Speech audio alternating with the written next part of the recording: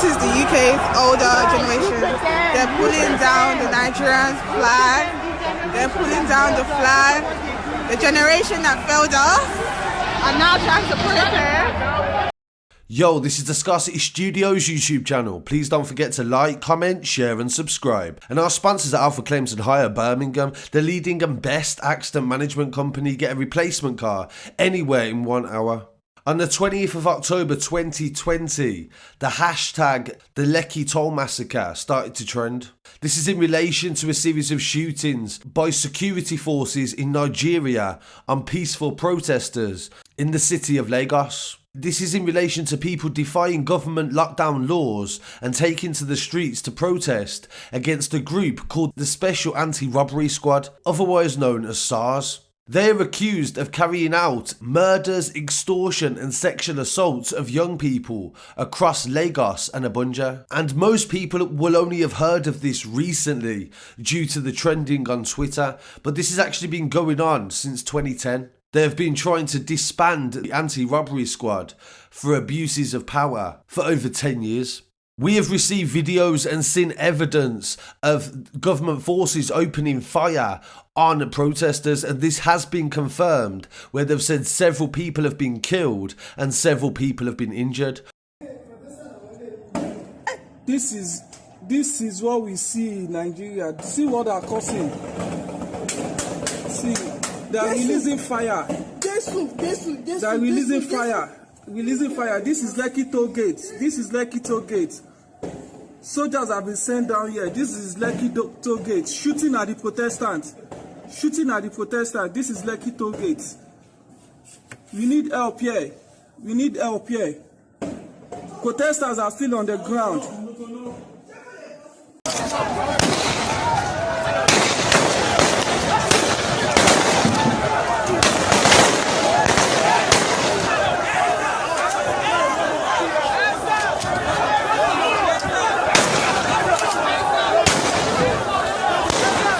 Protests around the world have been trying to raise awareness, and also celebrities as well have been speaking online about the disgust and outrage of the Nigerian government's actions.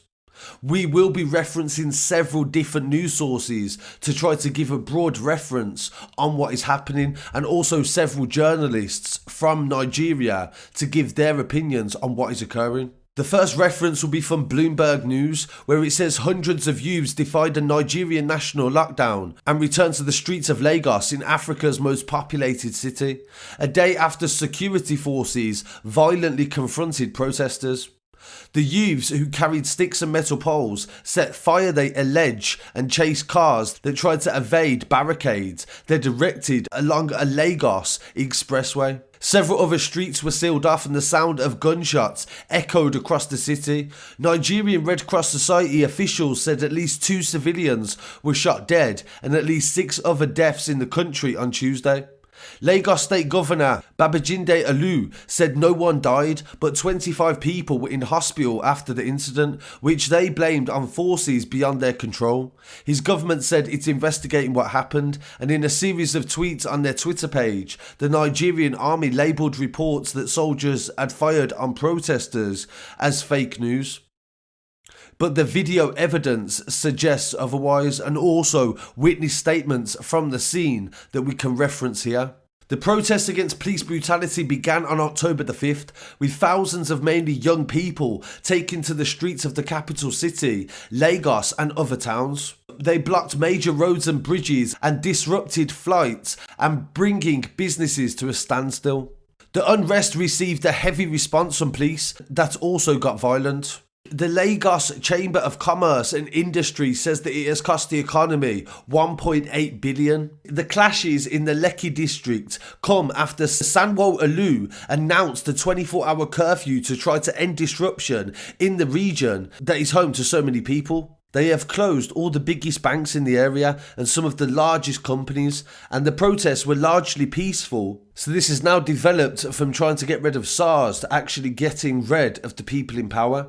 As I said, we're going to cover as many different news sources to try to gather up as much information as we can to explain it the best we can. I'm going to reference BBC News for their coverage on this story. They say that a number of people have been reported shot at protests in Lekki, in the suburb of a city. They say the protests began when the much-hated police unit, the SARS, was called to be disbanded by the President, Muhammadu Buhari, and he said that he would dissolve the unit, and since then they have reformed it as SWAT, but people are not happy with this because they already know that SWAT is very similar to SARS, and that is why the protest didn't stop even after the government had initially said that they would stop and disband this group.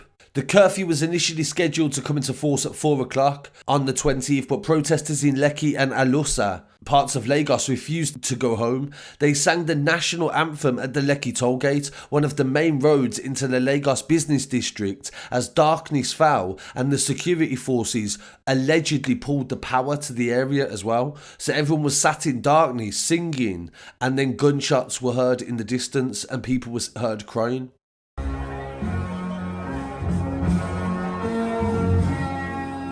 Everybody wave your flag.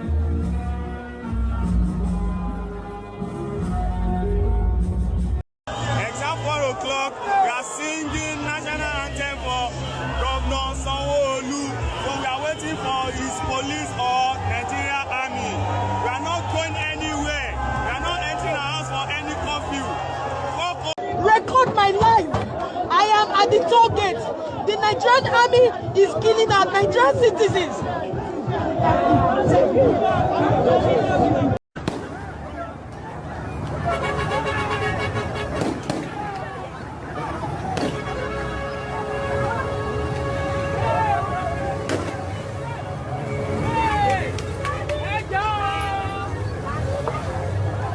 Amnesty International said they'd received credible reports of disturbing evidence of excessive use of force occasioning the deaths of protesters at Lekki tollgate. The US consulate in Lagos announced that it had closed on Tuesday as well and would remain shut today. Nigeria's chief, Mohammed Adamu, ordered the national deployment of riot officers to try to end 2 weeks of increasingly violent protests, they said. The police mobile force said in a statement that they was trying to protect lives and property of all Nigerians. He ordered the massive deployment of police operatives to strengthen security around prisons. The announcement of the curfew in Lagos came after people set fire to a police station in the Aril district of the country, and there was videos of people standing outside cheering, and this is their justification for the recent imposure of the lockdown. So to try to get an idea of how this started and why it started as well, I'm going to be referencing an article from Quartz Africa by reporter Yomi Kazim. He says that over the past week, young Nigerians have ramped up widespread protests online and offline against rampant brutality by the local police. The core of the protests have included a call for the government of President Buhari to scrap SARS, a notorious special robbery police unit designed to combat armed robbery, but is largely known instead for blatant extortion and in some cases extrajudicial killing. SARS officers typically target and detain young men by accusing them of being online fraudsters simply on the evidence of owning a laptop or smartphone, and then request arbitrary and exorbitant bail fees before they regain their freedom. In more extreme cases, SARS officers abduct civilian targets and force them to make withdrawals at ATMs in exchange for their freedom, sometimes at gunpoint.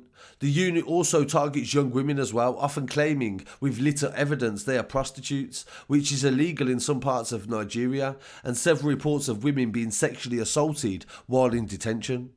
The latest round of anti-SARS protests has morphed organically from online hashtags into street protests as what feels like a tipping point for a generation of young Nigerians. One of the core components of the ongoing protests has been seamless transition between online and offline campaigns, many using Twitter and WhatsApp, and young people have rallied together with waves of protests on locations across the country with very similar formulas.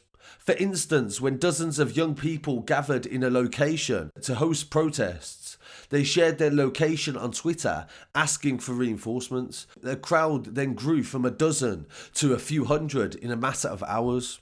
Alternatively, strategic locations are pre-identified online, with people then encouraged to come out and protest in that place. In one such case, thousands of young people responded to calls to come out at 6 a.m. in the morning on October the 12th to shut down Lekki tollgate, a key transport point between Lekki, an upmarket Lagos neighbourhood, and the city's main business district. The move resulted in mile-long traffic jams and severe disruption in the city. It also proved effective as they forced the Lagos government to show up and address the protesters in person a few hours later. The protests, however, have come to the state where the country is in similar fashion, with social media being used as a key for organising these massive revolutionary protests. The campaigns have been sustained online, where initially the SARS hashtag yielded 28 million tweets over the past weekend alone, according to social media analytics firm Afriquis Connecties. A core part of the campaign has included hashtags to global figures to tap into large international platforms. The move has yielded celebrities from Premier League footballers in England and American hip-hop stars like Kanye West and P. Diddy to Oscar-winning Hollywood actors sharing the hashtag and lending support on social media. It's not just celebrities. Young Nigerians believe the Buhari government is uninterested in engaging in key political issues until the international press shines an embarrassing or inconvenient light on the problem. And they was hashtagging BBC, CNN, Al Jazeera and New York Times, and most of the big media houses obliged and started to cover the series of news, even though this has been going on since 2010. There is a petition to sign online. I'll leave a link in the description for that petition. So that is a very brief summary of what has been going on in Nigeria and also the protests that have been occurring in the UK. So I really want to hear what people have to say on this story. Please don't forget to like, comment, share and subscribe. And I'll be back again very shortly with some more news. Hashtag #EndSARS. Peace. Have those policemen that spoke to us, they were advising us not to come to this place, that it is very, very risky, that they don't know what is going to happen to us. But as it stands now, I think they also need to mobilize and come down to this place so that fire will not continue to raise from one place to another, because it seems as if it's a free day around this area now, though we are still on the bridge and we are still moving towards them to see if we can talk to somebody concerning this incident that is happening at the moment. Quality Way is on fire. Okay, yes. So what exactly is happening at the moment? What happened is that when they released a soldier yesterday, things not were guys not smart. They start killing our people. Actually, we don't have any option to do that to verse for streets. So we got to damage of things like that, so that may affect the government. Actually, we are not happy, seriously. You said they killed somebody yesterday. They killed our niggas yesterday. Who do you know them? Soldiers in the process, soldiers. They send soldiers to us at targets. Innocent people that doesn't know what is happening. They kill them, actually. So we harvest like this, seriously. We need to scatter some things around. Okay, so this scattering things around, is it part of the protest? No, it's not. It's part of the anger. They kill our people. Yeah, it's not part of the process. It's part of the anger that we've been through that yesterday. Seriously, we not sleep yesterday. Our niggas, our friends and family must kill. Right now, as I'm talking to you, presently, we have an hospital at front here, which is our guys, everybody at hospital, nobody to attend to them. Most of people die like this. How many of them are at the hospital? There are more than 10 in number. We don't know the others. They are more in number. What was their injury? They guns, bullets. Some are unconscious. They killed them. Some are dead already, presently. I'm a swimmer. I work as a lifeguard. Yesterday, these people come with 6 convoy and almost 2 Amosang. They started shooting everybody, shooting ceaselessly. In my front, in my presence, 3 people were down. 1 person was injured at leg. I have to rescue the guy to take it at the back. Bullets passed my head. Through my head, it's God that saved me throughout yesterday. The soldiers saw that I hide. Then I now have to go back at this Oriental hotel. We were 3, we just like stand up. They shoot 2 guys, 1, 2 at once. The next thing is that I have aim that they are going to shoot me, but because I'm a swimmer, I can swim very well. I dive inside the water, and upon that, I dive inside the water. They still spray the water again, like almost 7 bullets. If it was not God, and if it was not that I'm a very professional swimmer, I wouldn't have alive up to now. I swim from Gere Oriental Hotel. I swim and come and bust out at this place, Lekki Toll Gate. That was how my life was saved yesterday. It wasn't that I can able to swim. What have we done to these people? We were demanding our rights. We have not done anything wrong for them. What we need is that we were demanding our rights. And we vote for you people. We vote for you people, not for us to serve you. It's for you to serve us. Oh yeah, I'm Samuel Ame. No, so just started about maybe 6 or something. They came around and we're like trying to sit down on the floor, like to make everything get seeds on them, like to make everything get lit on them, you know. So they started shooting. We were on our flag. They still point the gun at us before they started shooting. They killed someone on the stage, you know. Not fair, honestly, it's not fair. It's not fair, honestly, it's not fair, you know, it's not fair. You see, you just caught, no. I have Peter what? Peter Abo. They even shot him at the leg yesterday. Peter Abo, how did you sustain these gunshots? You are the members of disbanded State Anti-Robbery Squad, disbanded Anti-Kidnapping Squad, equally disbanded radar team, as well as the disbanded anti-kidnapping. Those who have soiled their hands in dealing with members of the public, contrary to our standard of procedural procedure, contrary to the tenets of First Order 237, which clearly stated the rules of engagement of firearms will not be spared. Now you have remained disbanded, and as directed, in line with IGP's directive, all the cases you are handling I will not be taken over by state CID. Don't ever go back and say, Oga, I be IPO. Inspector General of Police in Sweden has established SWAT, Special Weapon and Tactics Team. That is what the police authority has established now. Some SARS will now have SWAT. That's what you are now, the SWAT operation that you have now, to replace all your, because there shouldn't be vacuum in security arrangements. So that the warning out goes in to all the criminals outside. Those who are jubilating that SARS, there's no more SARS, there's no more anti-kidnapping. The team that have been set up now, they are going to be more equipped, more trained, better trained, and more equipped now than. Men of the disbanded squad are to put on the usual police uniforms from now on. You have been disbanded, and that's why you are all in this uniform. No more tactical uniform. No more uniform on the road putting SARS there. No more uniform on the road putting anti-kidnapping. AKT, no more uniform on the road having inscription of anti-cultism. No more police on the road in uniform having inscription.